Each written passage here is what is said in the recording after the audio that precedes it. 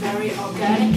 It's not overly produced. It's really sort of what like it was produced in the 90s. So what is the main motivation behind that? Is that because there are some particularly technical guitar parts, so that's why there is an ultra clear sound? Or what is the main? I think you hit it right on the head. You got it right.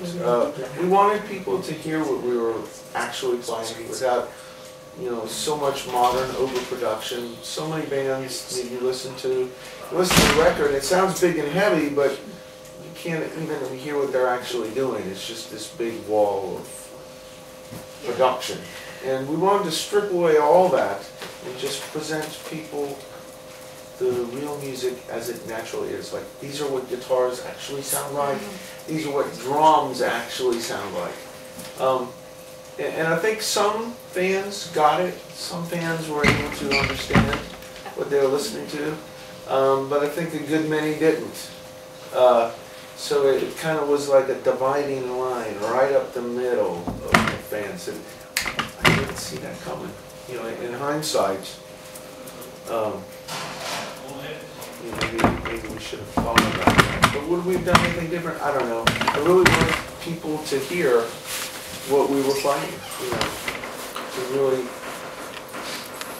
give people the real thing. Yeah, maybe younger fans are not so used to it and are used to overproduced albums, so it was surprising for us. So that might be the reason why they didn't get it. So how did that choice affect your work in the studio? Did it get you to work differently? Or? Well, with everything so clean, that means you could hear everything. That means you could hear all the little things, all the mistakes. So it meant we had to work twice as hard to get it really right. On this record, I think are the tightest, cleanest rhythm guitar stacks of any metal record you're likely to hear. Just because playing it cleaner means you hear all those little things, every little squeak, every little hand thing, every note that you maybe hit right or maybe didn't hear at all. So we kept going and getting it right, get it right, do it over and over and over again until it was exactly what we wanted to present people. Okay. So to me, that album goes a bit back to the roots because, for example, there are more of your vocals, so it reminds me of some old Nile stuff. But at the same time, it's also experimental because, of course, of the production. I mean, it's not something we're used to, and like Tribunal of the Dead, for example, to me it's very experimental. So, can you comment on that? It's back to roots, but also. I think you already said it perfectly. It is back to our roots, but we're doing different things with it. You know, kind of like a familiar thing, but you do something new with it, you know. Okay, so. Yeah. Right. So on that album there are some very complex and technical some structures. So I read in some interviews recently you said that there are some songs that were pretty challenging for you to play on stage. Yeah. Like during your time on stage and playing. So is it still challenging, or after the shows, is it okay? Well, we're 30-something shows into this tour, and that song is still a bitch to play. I think it's the most challenging song we've ever played live. The timings, the intricacies, just keeping everything glued together is such a challenge. You know, we had wanted to challenge ourselves and push ourselves hard, but that one is like a real bitch. Okay. Yeah. But you know, if everything would be easy, then it wouldn't be fun. That's right. Okay. So yeah, in terms of lyric stuff and yeah, the main themes, this stems from the ancient Egyptology, but you mentioned that there are some underlying modern themes. So can you tell us more about these modern themes? Well, one that springs quickly to mind, the inevitable degradation of flesh. It is an old thing, but it applies to today as well.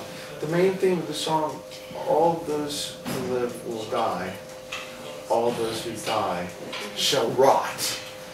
The whole truth of the matter is, we will all die. All of us.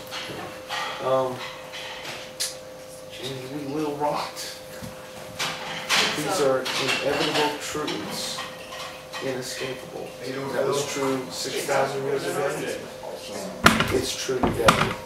Okay, so that's what you mean. Yeah, or you could look at a song called The Supreme Humanism of Megalomania. Yeah, this one. Where, you know, we could be talking about, you know, pharaohs, building granite monuments to themselves. But their motivations were just as simple and humanistic as the things we do today. Perhaps maybe a little less grand in the things we do today. Our aspirations are not as big. But it's still the same human motivations. Okay, so it's a bit more clear. So yeah, next year you're celebrating your 20 years. So after 20 years, are you satisfied with the way the band has evolved? Wow, well that's a great question.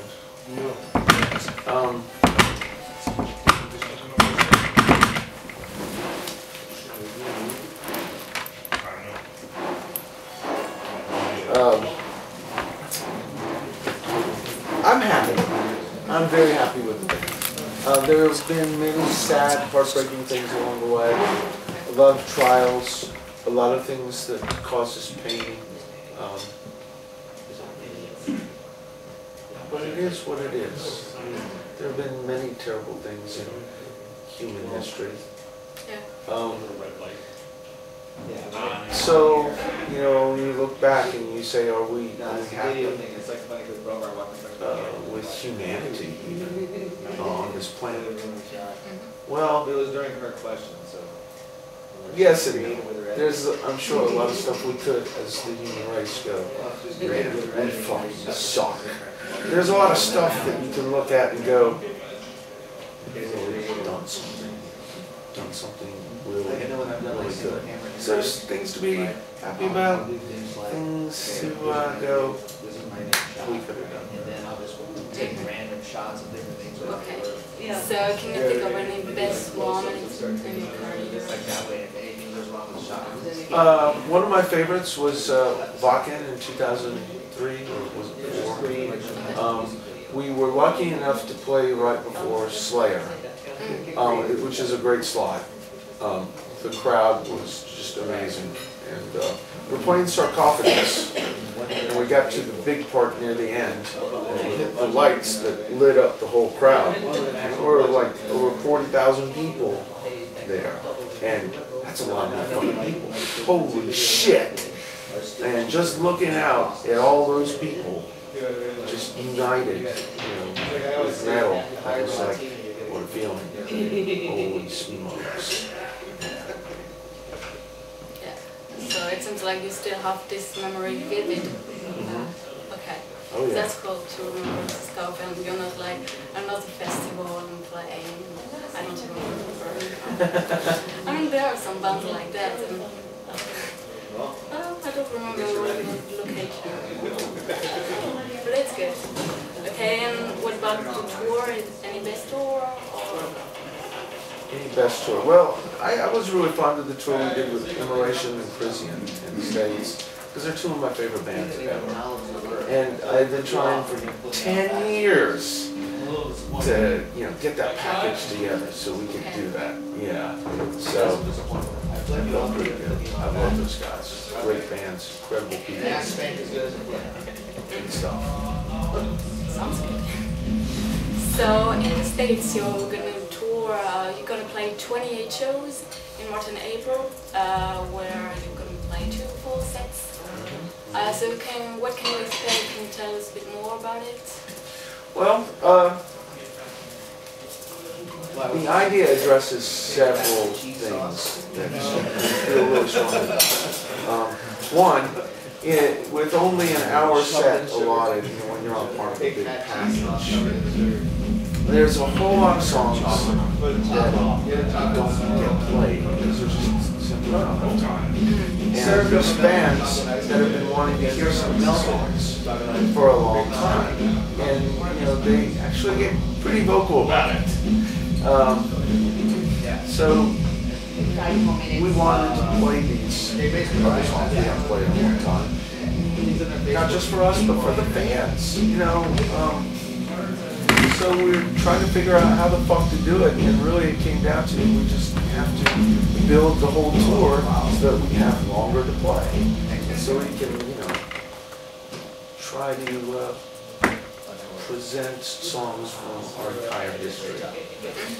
Another thing that was really important to us,